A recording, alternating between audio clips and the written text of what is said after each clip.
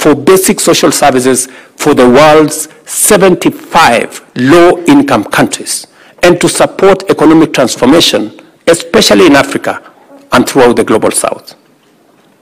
So, let me contextualize this. You know, we have two fundamental problems, and that is why many of our countries are struggling with the debt.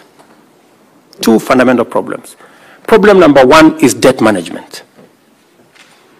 The kind of debt infrastructure that we have has very short grace period, has very short tenure, and therefore it becomes very difficult to undertake any meaningful development. Our position is that we should increase the grace period for money borrowed for development, not 3 years, maybe 10 years. We should increase the tenure of debt for development resources, not 15 years, but maybe between 40 and 50 years.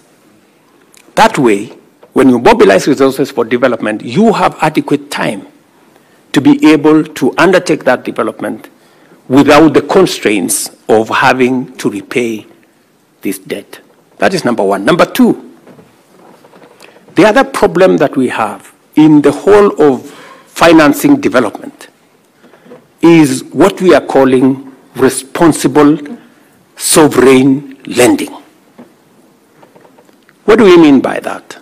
We're saying it is no longer tenable for us to have this big animal called credit rating, where countries using arbitrary formula are rated here, and if you don't do certain things, you are taken down, and as you are taken down, you pay more interest. It is also, we need to have a conversation about credit rating agencies, and we need to have a conversation about risk assessment. Because there is perceived risk that becomes larger than real risk.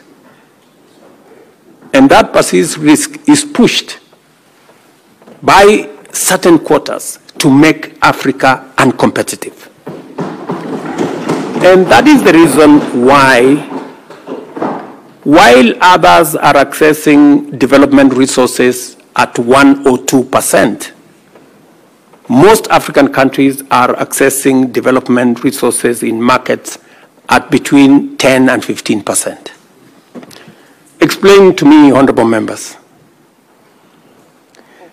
if one set of countries are accessing development resources at 1, 2%, and another is accessing between 10 and 15%, is it realistically possible for us to grow at the same rate? No. This is the conversation we must have. You know, and we must remove this arbitrary unfairness, you know, this arbitrary unfairness from global financing. And that is why we are saying we must have a thorough conversation about the reform of multilateral development banks and the whole international financial architecture as a whole.